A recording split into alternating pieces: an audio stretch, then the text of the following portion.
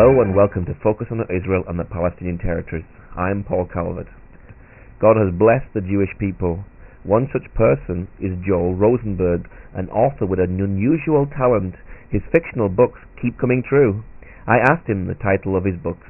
Well, the first novel I ever wrote was called The Last Jihad, then The Last Days, The Ezekiel Option, and The Copper Scroll, and now a new nonfiction book called Epicenter, Why the Current Rumblings in the Middle East Will Change Your Future. The first four are novels. They're fiction. They're political thrillers, and they've had a strange way of seeming to come true. The first one, The Last Jihad, the first page puts you inside the cockpit of a hijacked jet, hijacked by radical Islamic terrorists, coming in on a kamikaze attack mission into an American city. But I wrote that 9 months before September 11th, 2001, and as the plot of The Last Jihad unfolds, my fictional American president finds himself in a war with Saddam Hussein over terrorism and weapons of mass destruction.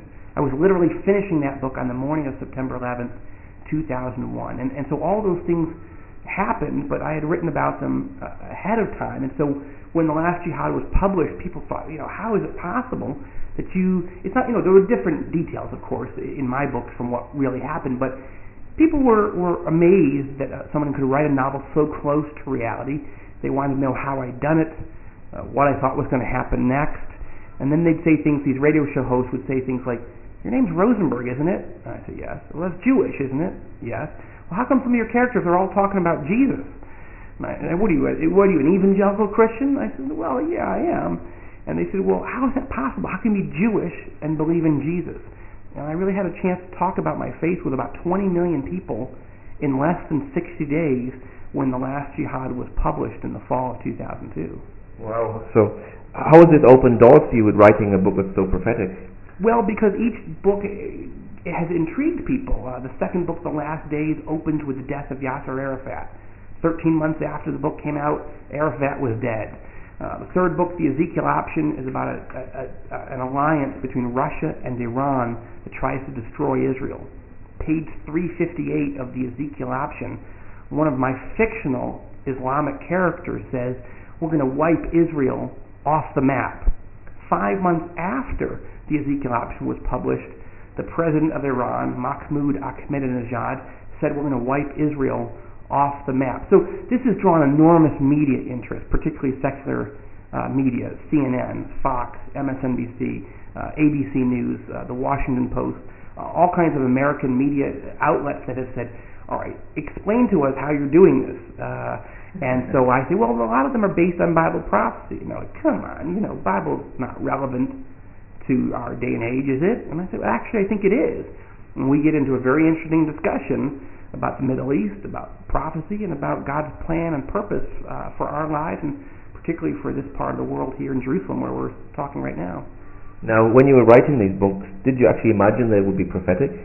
Well, I'm basing each of them on a series of Bible prophecies, but I can't tell you that I thought the parts that I was making up were going to come true. In other words, there's nothing in the Bible that says a kamikaze is going to hijack a plane and fly it into an American city. So that was strange. Saddam Hussein is never mentioned in the Bible. But there are other things that are in the scriptures that are woven throughout the novel that people wonder if we're getting closer to some of those prophecies happening. But I have to admit, I've been as amazed as many other people when some of the other elements in the books have come true. But I think God has used this to draw a lot of attention to these stories and given me an opportunity to talk about my faith and about why I believe the Bible is relevant to our lives. Now, are you working on the latest novel? I am. In January, I begin the 5th in this series. It'll be called Dead Heat. It's about a presidential campaign, and the Republican, the Democrat, the polls are narrowing into a dead heat. The book will come out in early 2008, and there's also a North Korean element to that story, and a potential assassination plot against the candidates. It'll be fun to write. Yeah, but it is. Now, you're a Jew and you believe in Jesus. Why do you believe in Jesus? Well, my father was raised Orthodox Jewish, and his family escaped as Orthodox Jews out of Russia around 1907. Both my father and mother became believers in Jesus in 1973, and I eventually came to know the Lord because I'd seen their lives change. For my father, it was very interesting because as he studied the New Testament, it became clear that Jesus was saying that he's the Messiah. And for an Orthodox Jew, that's a very challenging thought. On the other hand, he thought, well, there's only two options. Either Jesus is the Messiah, or he isn't. If he is, of course, that's I got to figure out what I'm going to do with that. But if he isn't the Messiah, then he's clearly saying that he is. So did he know that he wasn't, and he's just lying to people? Or did he think that he was the Messiah, and he's just delusional, that he's just crazy? But you study the life of Jesus, his miracles, his teaching, his love, his compassion, his love even for Jesus' enemies, and my father couldn't conclude that he was a liar or a lunatic. He came to the conclusion that Jesus really is the Messiah. And watching my father and mother go through that process and seeing their lives changed for the better really caused me to start a spiritual journey of my own. Now, being a Jew, do you think that God has a special end-time plan for the Jewish people? I do. I think God is, Deuteronomy chapter 9 says that God has chosen the Jewish people and plans to give them the land of Israel. But 3 times in that chapter he said it's not for your own sake. It's not because you're righteous. It's not because you're better than everyone else. God has just chosen a group of people to do something special through. Now, a lot of us Jews say, couldn't we have chosen someone else? We've gotten chosen for a lot of persecution and for the Holocaust and for the pogroms.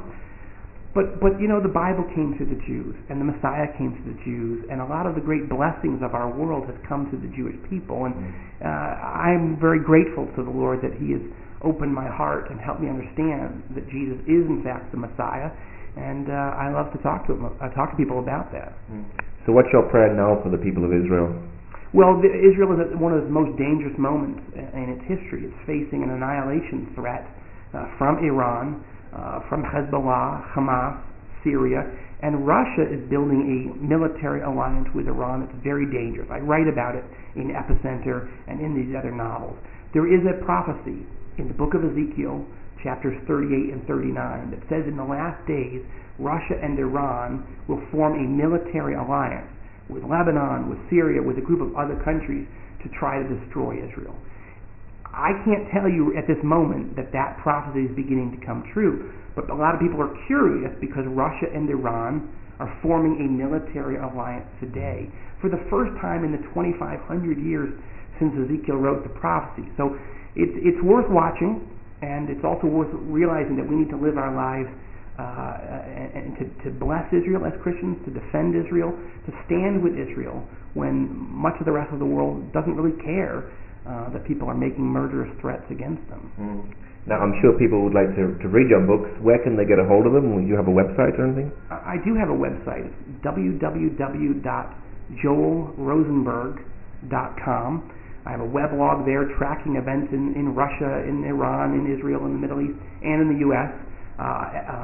Every day or every couple of days on that site. There's also details about the books and background on me and previous interviews and articles that I've written and given. So I hope people will find that interesting. They can also sign up for a weekly email that's free called /Traffic, where I do analysis of events that are going on in our world today.